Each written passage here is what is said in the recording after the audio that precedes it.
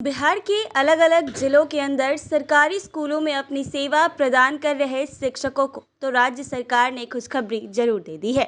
लेकिन इस खुशखबरी को हासिल करने के लिए जो मापदंड तय किए गए हैं उसे उन गुरुजों की सामत आनी तय मानी जा रही है, जो अब तक बड़े ही आसानी से अपनी सेवा का आनंद उठा रहे थे। अब उन्हें खुद को राज्यकर्मी बनाना है तो फिर थोड़ी सी मेहनत करनी होगी और के पाठक के साथ ही शिक्षा विभाग की नज़रों में अपनी काबिलियत साबित करनी होगी। दरअसल सूबे में नियोजित शिक्षकों को तो राज्यकर्मी का दर्जा देने का ऐलान कर दिया गया है, लेकिन इससे पहले उनके एक विशेष परीक्षा से गुजरना होगा। यदि वो इस परीक्षा में सफल होते हैं तो बड़े ही आसानी से उन्हें राज्यकर्मी का दर्जा मिल जाएगा और कई अन्य तरह की सुविधा भी हासिल होने लगेगी जो अब तक उन्हें नहीं मिलती थी। लेकिन पेच वहां फंसेगा जब कोई नियोजित शिक्षक 3 बार में भी इस परीक्षा में सफल नहीं होते हैं। इसके बाद उन टीचरों को नौकरी से हाथ धोना पड़ सकता है।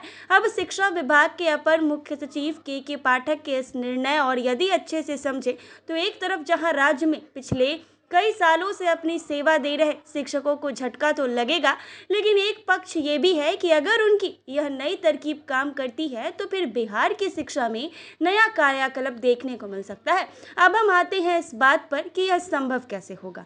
मालूम हो कि बिहार में 26 दिसंबर 2023 को राज्य कैबिनेट ने बिहार विद्यालय विशिष्ट शिक्षक नियमावली 2023 को स्वीकृति दे दी है। इसके तहत नियोजित शिक्षक सक्षमता परीक्षा देंगे और आवंटित स्कूलों में योगदान देंगे। नियोजित शिक्षकों को 3 बार परीक्षा पास करने का मौका दिया जाएगा। यदि तीनों बार वो परीक्षा में फेल होते हैं तो उन्हें नौकरी से निकाल दिया जाएगा। अब हम इस फैसले को अच्छी तरह समझें तो इससे यह मालूम होता है कि राज्य में अपनी सेवा दे रहे नियोजित शिक्षकों को 3 मौका दिया जा रहा है अपनी हुनर को साबित करने का। और सबसे बड़ी बात यह है कि उसमें कोई कट ऑफ मार्क्स नहीं है, यानी आपके ऊपर कोई भी दबाव नहीं है। बस आपको अपना एग्जाम पास करना है और राज्यकर्मी का दर्जा हासिल कर लेना है। अब पाठक के इस चाल से होगा ये कि यदि कोई टीचर 3 बार में भी सफल नहीं हो पाते हैं तो जाहिर सी बात है कि अब उनके अंदर शायद वो जज्बा या पैनापन नहीं रहा। तो वर्तमान में छात्रों को देने के लिए जरूरी है कि इससे बहुत बड़े पैमाने पर वैसे टीचरों की छुट्टी हो जाएगी जिनकी वजह से बिहार के अंदर सरकारी स्कूल को लेकर जो तस्वीर बनी हुई है और बिहार के सरकारी स्कूल की एक नई तस्वीर बन सकती है। अब इसके बाद सवाल ये है कि ये नियोजित टीचर तो वहीं रहेंगे जो पहले से अपनी सेवा दे रहे हैं, तो तस्वीर बदलेगी कैसे?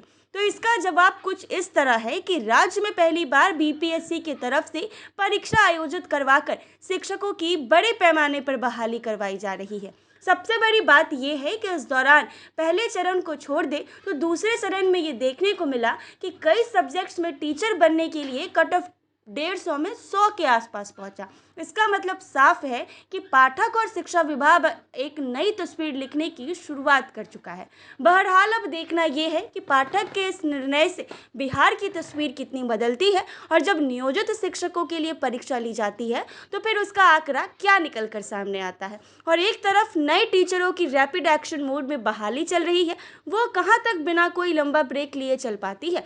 यदि पाठक इसमें सफल होते हैं तो शायद बिहार के बच्चों को सपना लिए बैठे हैं उनका सपना साकार हो सके और बिहार में भी शिक्षा के स्तर में सुधार देखने को मिले।